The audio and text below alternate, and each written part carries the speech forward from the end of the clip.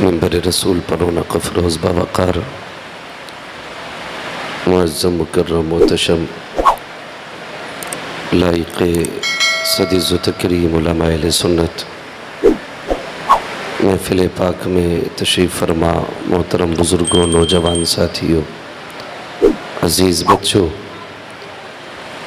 اسلامی رشتے کی عفت مآب پردہ نشین ماں اور بہنوں و جملہ سامعین و سامعات، السلام علیکم ورحمۃ اللہ وبرکاتہ۔ وعلیکم السلام ورحمۃ اللہ وبرکاتہ۔ الحمدللہ رب العالمین والعاقبۃ للمتقین والصلاة والسلام علی رسولہ الکریم، اما بعد فاعوذ باللہ من الشیطان الرجیم، بسم اللہ الرحمن الرحیم۔ یا ایہا الذین آمنوا قوا انفسکم واہلیکم نارا۔ آمنت باللہ صدق اللہ مولانا العظیم وصدق رسولہ النبی الامی المطیع المبین المعین الکریم، ونحن علی ذلک لمن الشاہدین والشاکرین والحمد للہ رب العالمین۔ یا خدا بہر جناب مصطفیٰ امداد کن، یا رسول اللہ از بہر خدا امداد کن، یا شہید کربلا، یا دافع کرب و بلا، گل رخا شہزادہ گلگوں قبا امداد کن۔ غوث اعظم بمنے بے سر و ساما مدد، قبلہ دی مدد، کعبہ ایما مدد، بگرداب بلا افتاد کشتی، مدد کن مدد کن مدد کن، یا معین الدین چشتی۔ آمین۔ قادری یمنارے یا غوث اعظم بھی زنم، دمز شیخ احمد رضا خان قطب عالم بھی زنم، بلغ العلا بکمالہ کشف الدجا بجمالہ، حسنت جمیع خصالہ صلو علیہ وآلہ۔ کروں تیرے نام پہ جاں فدا، نہ بس ایک جاں دو جہاں فدا، دو جہاں سے بھی نہیں جی بھرا، کروں کیا کروڑوں جہاں نہیں۔ اے واہ واہ واہ، سبحان اللہ۔ ارے بھائی یہ حال مت ڈالی ابھی بھائی جس کو صاحب۔ اپنے نبی سے جتنی محبت کا دعویٰ ہو، واہ واہ۔ کوشش کریں اتنی ہی آواز کے ساتھ رسول اور آل رسول کی بارگاہ میں درود و سلام کی ڈالیاں نچھاور کر لیں۔ پڑھیں باواز بلند، اللہم صلی علی اللہم صلی علی سیدنا سیدنا و شفیعنا و نبینا و مولانا محمد معدن الجود والکرم و آلہ و اصحابہ و بارک وسلم، صلاۃ و سلاما علیک یا رسول اللہ صلی اللہ تعالی علیہ وسلم۔ میں دلی مبارکباد پیش کرتا ہوں ان تمام حضرات کو جنہوں نے اس ادارے کا دام درم قدم سخن تعاون کیا اور آج تک اس ادارے کے ساتھ شانہ بشانہ کھڑے ہیں، جس کے بانی حضرت حافظ و قاری رئیس الدین صاحب قبلہ لطیفی ہیں، اور آج انہی کی محنتوں کا ثمرہ ہماری اور آپ کی نگاہوں کے سامنے 4 حفاظ کی شکل میں موجود ہے۔ اللہ تعالی حضرت کی ان تمام کوششوں کاوشوں کو اپنی بارگاہ میں قبول فرمائے، آمین۔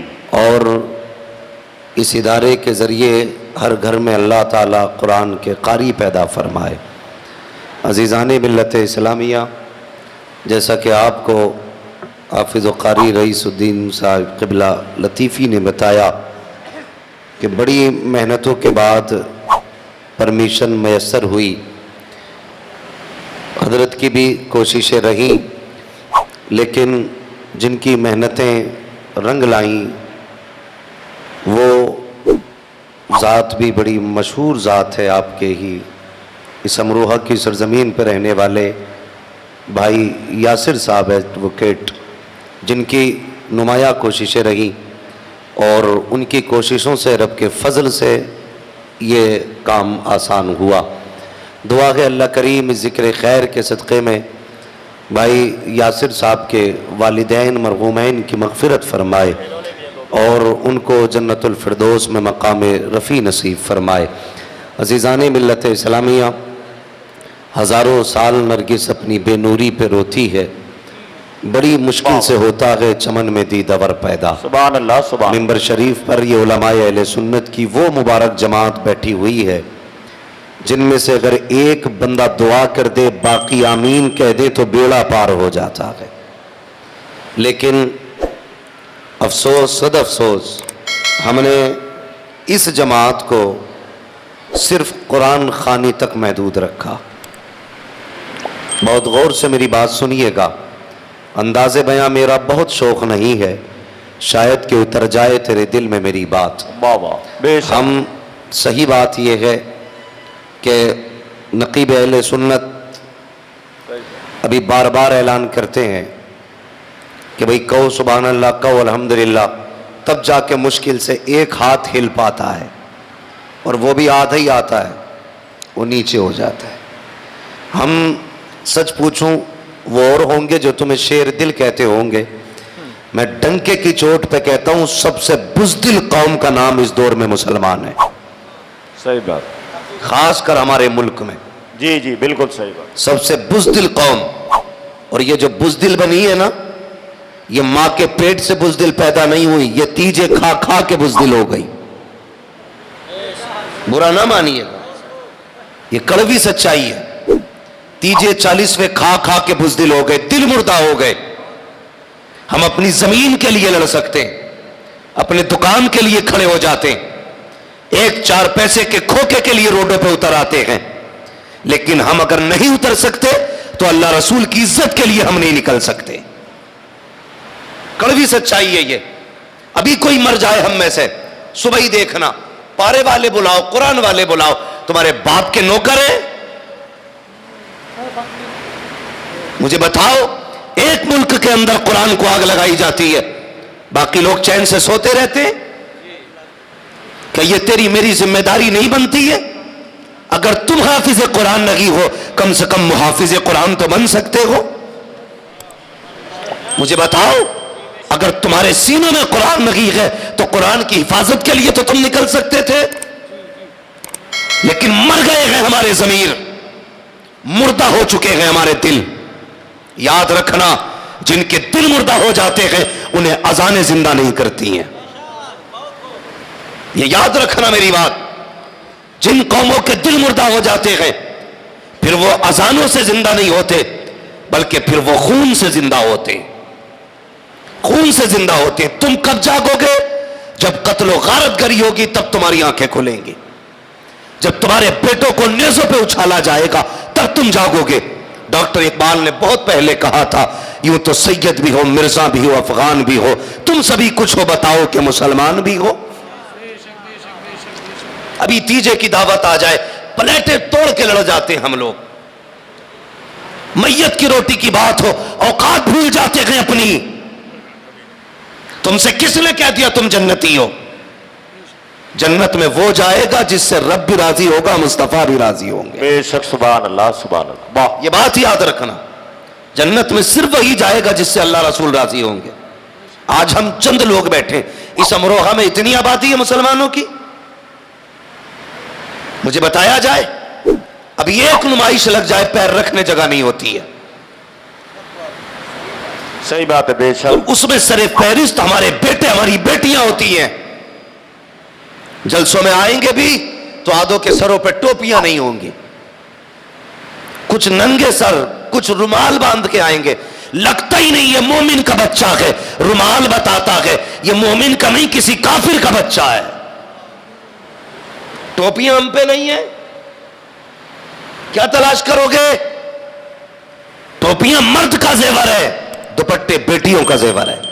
بے شک، سبحان اللہ۔ تنویر بھائی، ایک بندہ مجھ سے کہنے لگا تقریر کر مولوی ذرا، میں نے کہا کیا تقریر کرنی؟ کہ عورتیں دوپٹہ نہیں اوڑھتی۔ میں نے کہا بغیرت تو ٹوپی کتنی اوڑھتا ہے بتا۔ جی واہ واہ ہم نے ٹوپیاں اتار دی، بیٹیوں نے دوپٹے اتار دیے. اگر ہم ٹوپیوں کے پابند ہو جائیں گے، بیٹیاں دوپٹوں کی پابند ہو جائیں گی. ہم کس روش پہ چل رہے ہیں؟ مجھے بتا تو صحیح. خدا کے بندوں کبھی دل پہ ہاتھ رکھ کے خود سے سوال کرو. ڈاکٹر اقبال کی بات کڑوی لگتی ہے. یوں تو سید بھی ہو، مرزا بھی ہو، افغان بھی ہو، کون سی چیز کے جھگڑے ہیں؟ ذات کے جھگڑے ہیں، برادری کے جھگڑے ہیں، خاندان کے جھگڑے ہیں، ناک کے جھگڑے ہیں، نوچ کے جھگڑے ہیں. کوئی کہتا میں پٹھان ہوں، انصاری میری بغل میں نہیں بیٹھ سکتا. کوئی کہتا میں خان ہوں، کوئی جلایا میرے پاس نہیں بیٹھے گا، فقیر میرے دسترخوان پر نہیں آ سکتا. تجھ سے کس نے کہہ دیا تیرا خان ہونا تیرے جنتی ہونے کی علامت ہے؟ تیرا پٹھان ہونا تیرے جنتی ہونے کی علامت ہے؟ تیرا ترک ہونا تیرا جنتی ہونے کا علامت ہے؟ تجھ سے کس نے کہہ دیا اگر انصاری ہے تو کوئی ذلیل ہے، فقیر ہے تو نیچا ہے؟ نہیں، خدا کی قسم افضل وہ نہیں ہے جس کے نسب میں پٹھانوں کے نام آئے، افضل وہ نہیں ہے جس کے سلسلے میں ترکوں کے نام آئے، افضل وہ ہوتا ہے جس کے نصیب میں جنت کا پیغام آیا کرتا ہے. اے نعرہ تکبیر، نعرہ رسالت، علماء اہل سنت حضرت علامہ مفتی محمد عماد رضا صاحب قبلہ. جاؤ جا کر کے دیکھو. ابھی مدرسے کے لیے مانگو مولانا تنویر. آدمی بغلیں جھانکتا ہے، 100 روپے ہیں، نہیں اس سے کل مرغا خریدنا ہے، کل چکن کھانا ہے، اس سے یہ کرنا ہے، وہ کرنا ہے. اور جب شعر پڑھا جاتا ہے، کون دیتا ہے دینے کو منہ چاہیے، دینے والا ہے سچا ہمارا نبی. ایسے الٹا ہو جاتا ہے جیسے بڑا پکا عقیدہ لے کے بیٹھا ہے. جب سوال کیا جاتا ہے تو اتنے عقیدے مر چکے ہیں، سوچتا کل کہاں سے آئے گا. تجھے بتا تو صحیح، تجھے اشرف المخلوقات بنایا گیا، تجھے انسان بنایا گیا، کرم بالائے کرم یہ کیا گیا، حضور کی امت میں پیدا کیا گیا. تو حضور کا امتی ہو کر کے عقیدہ کمزور رکھتا ہے. ذرا جانوروں کو جا کر کے دیکھ، وہ چوچوں میں دانے اس لیے نہیں رکھتے ہیں، خدا کی رحمت پہ بھروسہ ہوتا ہے. ان کا کوئی بزنس نہیں ہے، کوئی کھیتی نہیں ہے، لیکن کوئی پرندہ کبھی بھوکا نہیں سوتا ہے، اس لیے کہ وہ اپنی پرواز پہ بھروسہ نہیں رکھتا، خدا کی ذات پہ بھروسہ رکھتا ہے، رب کی ذات پہ بھروسہ رکھتا ہے. وہ جانتا ہے اس کا کرم آواز دیتا ہے. ہم تو مائل بکرم ہے، کوئی سائل ہی نہیں، راہ دکھلائے کسے رہرف منزل. واہ واہ واہ، سبحان اللہ سبحان اللہ. عقیدے مردہ ہو گئے. واہ واہ واہ. میں بریلوی ہوں، بتا کے جا رہا ہوں تمہیں پکی بات، سلے کلی مولوی نہیں. پیٹ بھرنے کے لیے، انعام لینے کے لیے تمہیں دھوکہ دے کے نہیں جاؤں گا. کبھی آئینے کے آگے کھڑا ہو کے دیکھ، تو وہی ہے جسے حضور نے بنایا تھا. کھڑا ہو کبھی شیشے کے آگے، واہ واہ واہ. پوچھ اپنے آپ سے کیا تو وہی ہے؟ برا مت ماننا. آج ایک شرابی جواری سٹیری نشیڑی آ کر کے کسی کے ایک شیر پہ 500 روپے دے دے، بڑی آسانی سے ممبر سے جنتی ہونے کا سرٹیفکیٹ دے دیا جاتا ہے. کہتے یہ جنتی ہے، یہ جنتی ہے. 500 روپے دینے والا جنتی نہیں، 1000 دینے والا جنتی نہیں ہے. جب تک حلال لقمے نہیں کھاؤ گے جنت میں نہیں جاؤ گے. جب تک زنا سے نہیں بچو گے جنت میں کیسے جاؤ گے؟ جب تک جھوٹ سے توبہ نہیں کرو گے جنت میں کیسے جاؤ گے؟ جنت ہر ایک کے باپ کی جاگیر نہیں، جنت رسول پاک کی جاگیر ہے. اعلیٰ حضرت نے کہا تھا تجھ سے اور جنت سے کیا مطلب، وہاں بھی دور ہو، ہم رسول اللہ کے جنت رسول. واہ واہ واہ، سبحان اللہ، واہ واہ واہ، اللہ اکبر. یا رسول اللہ،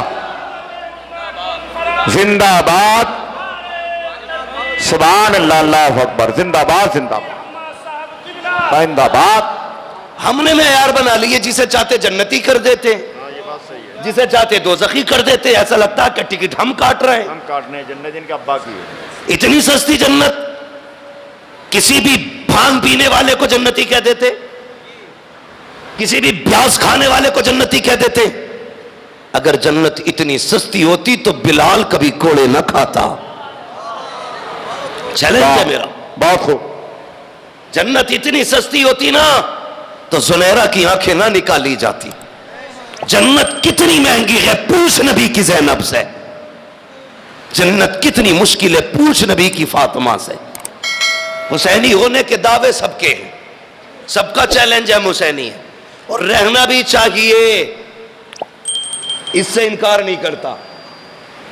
میں یہ نہیں کہوں گا بند کرو یہ کہنا ہم حسینی ہے، میں کہتا ہوں مرتے دم تک یہ کہتے رہنا ہم حسینی ہیں. واہ واہ، سبحان اللہ. اس لیے کہ امید ہے جب کوئی عمل نہیں ہوگا تو انشاءاللہ یہی نسبت قیامت میں کام آئے گی. واہ واہ واہ، سبحان اللہ. یہی نسبت قیامت میں کام آئے گی. خود سوچو، میں نے کہا کبھی کھڑا کرو اپنے آپ کو آئینے کے آگے. ہم وہی ہیں. پہلے اپنا چہرہ دیکھ، یہ وہی چہرہ ہے. جو حضور کو بھی اچھا لگتا ہے، خدا کو بھی اچھا لگتا ہے. پھر پوچھ اپنے آپ سے یہ داڑھی کدھر گئی؟ یہ جو کٹ لگوا کے آیا ہے نا، اسمارٹ سٹی بننا، روڈ نکلوا کے آ رہے ہیں. روڈ ایک نے تو پتہ نہیں کون سا کیڑا بنوا رکھا تھا منہ پہ، پتہ ہی نہیں لگ رہا تھا اس کا منہ کدھر ہے سر کدھر ہے. ہاں فیشن چل رہے. لوگ مغرب کی